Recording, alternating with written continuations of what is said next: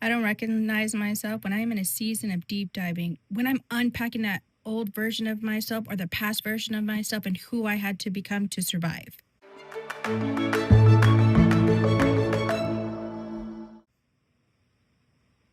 My name is Estella Marie, and this is Said Out Loud. This is where we say the things that we normally keep inside. And I think that's the part that people really don't talk about. Is I had to become somebody I didn't like, somebody I didn't love, somebody I didn't respect. I had made choices that I thought were keeping me safe. And it got to the point where I didn't even recognize the woman who was staring back at me in the mirror. And I don't even mean physically. I mean the way I showed up, the way that I was talking, the way that I was treating other people, the choices that I was making. I remember having moments like, where did this person come from? Or when did I even become this person? Because it didn't happen overnight. It was those small decisions and the small moments, maybe even in those small compromises that I did over and over and over again until one day it was not small anymore. It was just who I was.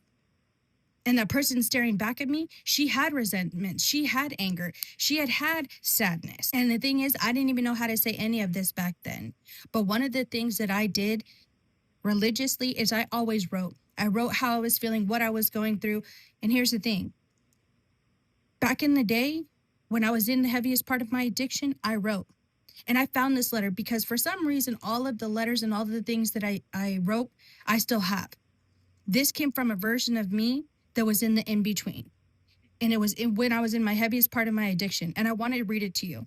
And that's something that I want to put in here as well, is I will start reading the writings that I had, because that frame of mind and who she was begging for help, but she didn't know how. So I'm going to read you exactly what I had wrote. I wish somebody would wake me from this nightmare that I am in. I tried to live my life on the side of caution, avoiding temptation and sin. How do I find myself here with absolutely nothing to speak of? Lord, I find myself asking and turning my head to the heavens above. I held tight to the faith that tomorrow will be a better day.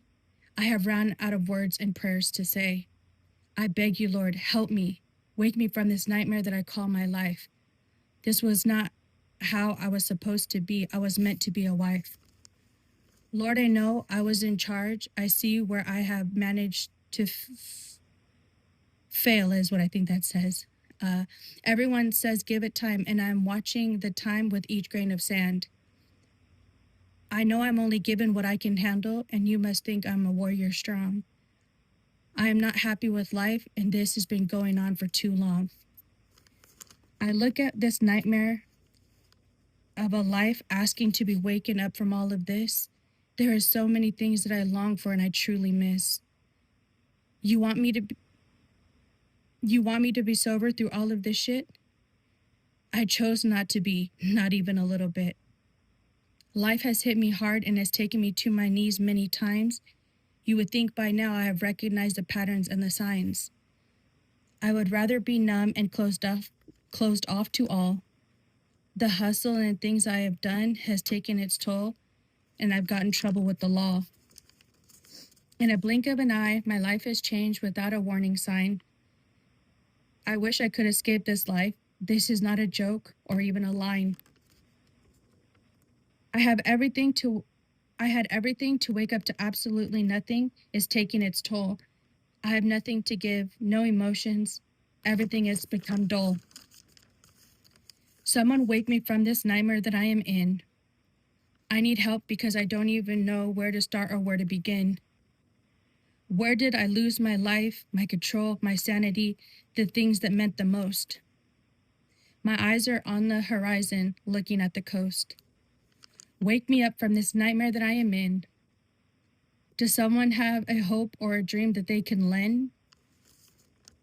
I do not want to die out here alone. I wish so bad that heaven had a phone. I would call my dad and have him pray for me, that finally my mind and soul could be set free.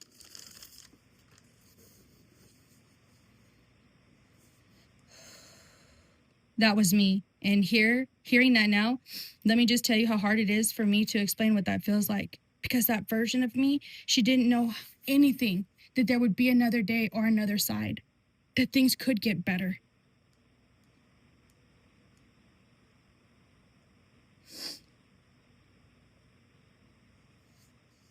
I took a moment to breathe right there because, wow, right?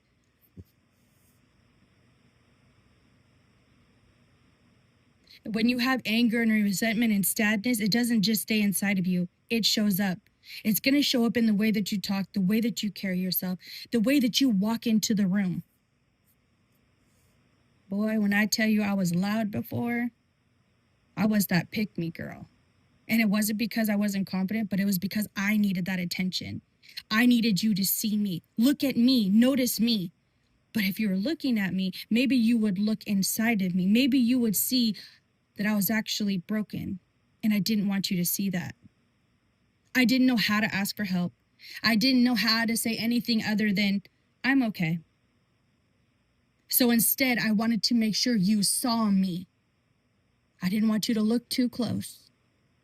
I didn't want you to look into my eyes because the eyes are the windows to the soul. And I did not want you to see all of the brokenness that I carried inside.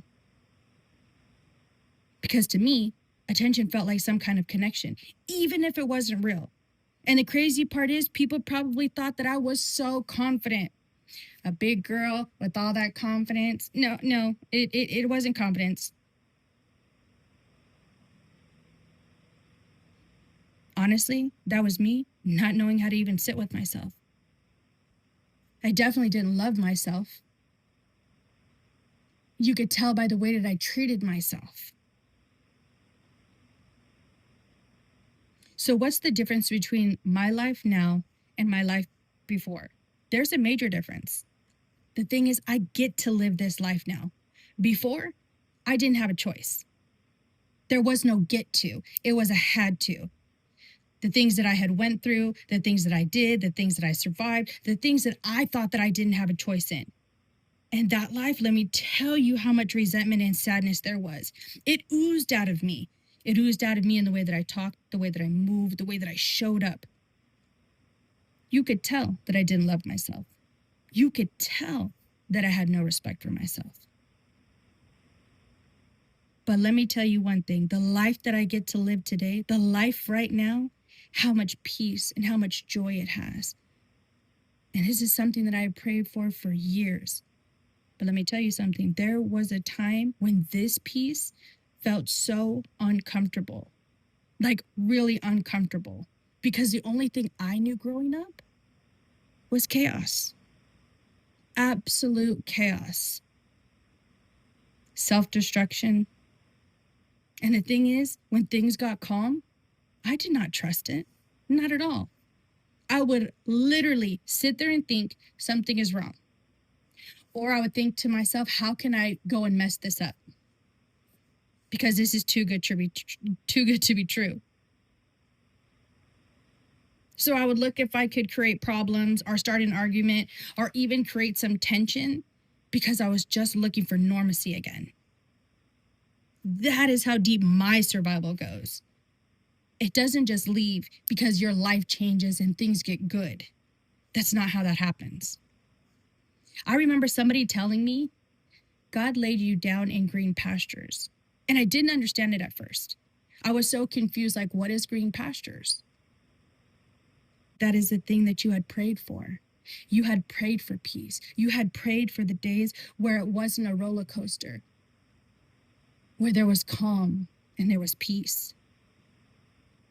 And the thing is, when it hit me, it's because I've always destroyed everything that I had asked for. So why won't you be grateful now that it's calm? Be grateful for the quiet. Be grateful that there are no problems that you have to solve anymore. I used to put myself in everybody else's business because it distracted me from my own. I would put on my cape and I would try to be the hero of the situation. The life I get to live today is something that I had prayed for. I need you to remember that. I prayed for this. And thank you, God, that I don't look like what I've been through. God has given me the opportunity to live two lifestyles in one. And this one today, I have a choice in, when before there was no choice. When I say thank you, God, that I don't look like what I've been through, you guys have to remember that I was homeless, that I was an addict, not more than a short 7 years ago. I completely lost everything by every decision that I had made. But here's something that they don't say out loud. When you're in the in-between, when you're in between becoming who you are, that part is hard because you're not your old version, but you're not fully who you're supposed to be yet. So you're in a space where you're unlearning everything, right? You had to unlearn everything that you had to use to survive. That looks like your behaviors, your reactions, your mindset, the things that were normal.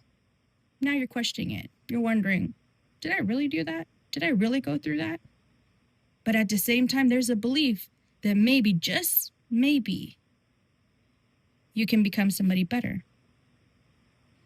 But boy, when the shadow of your past comes back looming over you and is still there, and it shows up in those moments where you wake up and you're like, I can't do this today. Depression has set in. I just want to go back to sleep, because when you are sleeping, you don't have to feel the pain. You don't have to feel the sadness, the anger, the resentment. There's days where you will wake up and you will feel motivated and feel clear, and like everything happens for a reason and all these small things are happening.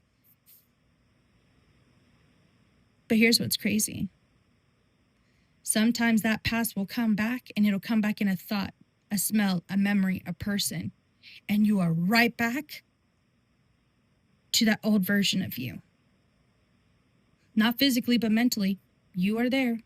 You are now fighting with yourself. One part of you is telling yourself, this is not who I am. And the other part is saying, but we're somebody different. That internal battle, I know you know it well, just like me. It is exhausting. You're trying to move forward while all the other parts of you are trying to catch up, when you are in that in-between. And if we're being honest, and we don't say it out loud, is that I thought I would be further along by now. I thought that I would be more healed and more put together. I thought I still want to be reacting from my past wounds. I thought that I wouldn't still see my past and the new people's faces that I am meeting today. I thought I would love myself enough by now to not self-sabotage, to not hurt myself on purpose. I thought this version of me would be further along. And that is something that I don't think we talk about enough. The pressure that we put on ourselves to be all healed already, to be over it, to not feel anymore. But it doesn't work like that. It's not a straight line, because there's moments and there are triggers. And sometimes you will catch yourself right in the middle of both of them. And you have to allow yourself the grace to tell yourself you are still working through this.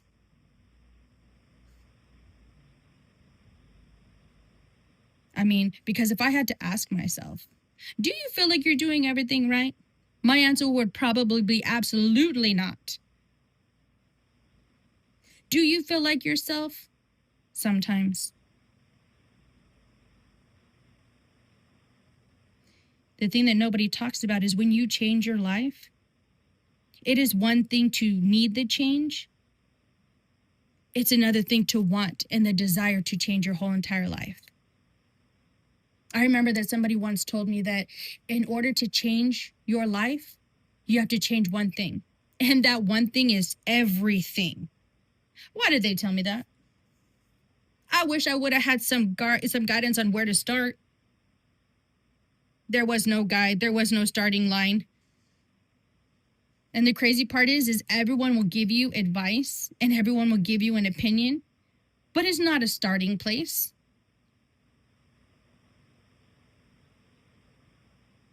One of the other things that I was told is if you want a life to have what they have, you have to do what they do. So an example, right? So if I wanted to become a millionaire, I probably should be around somebody who's a millionaire so I can see their habits. I can see their routines. I can see what it is that they do that gets them to that $1,000,000. Not hang out with that person who has a negative account. That's not going to help me at all.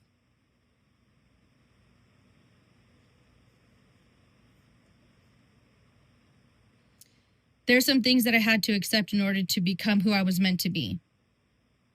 That I had to appreciate all the versions of me. That there came a point where I had to let go of certain versions of me. That I would have a funeral for the different versions of me that are no longer serving me. I would have to sit with the latest version of me and tell her, thank you. Thank you for bringing me to this point in my life. But I have to let you go, because in order to become who I want to be, I have to let go of the old version of me that allowed certain behaviors, that allowed certain people in my life, allowed access. I think one of the biggest things that my mentor taught me was that you will have many funeral services for the different versions of yourself. Even little me. Because as me being a grown adult, I have to tell little me, I got you. I'm going to take care of us. You don't have to worry anymore. And I have to go let her go. Because I don't want her in the driver's seat running my life off the rails. Because she doesn't have any guidance in her emotion. There's no emotional maturity.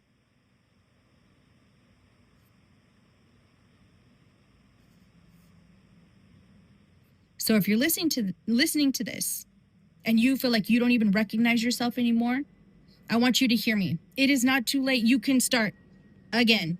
Messy, confused, uncertain, you can start.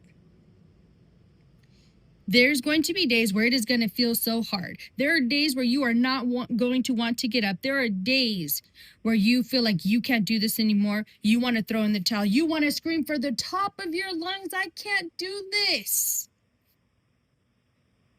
But I need you to stay. Because right on the other side of those moments where we want to give up, we want to give in, we want to throw in the towel, right on the other side of that is where our breakthrough is coming. It gets better. Even if right now you do not feel okay, it is going to be all right. The best thing that I was told is that you don't have to figure it all out today. Oh, thank God, because that's a relief. The only thing I have to worry about is today, these 24 hours. That's it. Because we can't control people, places, and things as much as you want to. You want people to say what you want them to say and act how you want them to act, but we can't control that. But what you can control is right now. That is one of the things I didn't understand before when they said you can't control everything. When people told me it gets better, it was so hard for me to believe because some days they were long, super long. And I didn't know if I was going to make it to the next moment. But I told myself, hang on, it gets better. I'm living proof and I am telling you it does get better. You are not your past mistakes. You may not be where you want to be, but we need to be grateful that we are not who we used to be. That's what matters. I think another thing that we don't talk about is once you are no longer using the same substances that you did to run and numb your love life. You want a love. You want to give yourself to someone to love. But how do you when you don't even love yourself? You have to fall in love with yourself. And I don't think that's easy to do. I think a part of us craves the attention. A part of us craves to be loved. A part of us craves another person's touch. But through everything that I went through, it was hard for me to want that again. People don't talk about that. They don't say those things out loud. They don't say out loud when life keeps moving and going forward, and time doesn't stop because of your life choices and where you got stuck. Life is always going to continue. Life is always going to keep going. And for me, it was 2 years until I looked up and was like, what is really going on? Another thing that I know that is not said out loud is your relationships with your friends. Over time, that changes. Like, you have your best friend that you would have recess with it and do the monkey bars with it, eat lunch with, and then you transition into high school and you guys see each other and you guys are going to dances and proms and hanging out and going on double dates together. And like, you have that one friend group that makes you feel so important and so special. And then we grow up. We're not on the phone with each other all day, every day anymore. There has been time that has passed. Maybe people are getting married and having children and building a family. They went off to school. They're not in the same state as you. We don't talk about that out loud, of how much that version of us hurts. I know for me, I had a best friend that, she went off to college and we were no longer in the same state, but we had seen each other pretty much every single day of our life since we were 8 years old. That was a hard one. We're still friends to this day, like 30 something years later, and we are still friends. She lives in Wisconsin and I live here in California. So there's a difference, right? She has a whole family and a husband and a ranch and all of the things. We don't talk about how it is to transition from being best friends with somebody who knows your whole life story to being complete strangers, to letting them go in love so that they can have a relationship with their partner, because we don't agree on the same things anymore. We don't see eye to eye on the same situations anymore. We don't talk about the things that feel uncomfortable.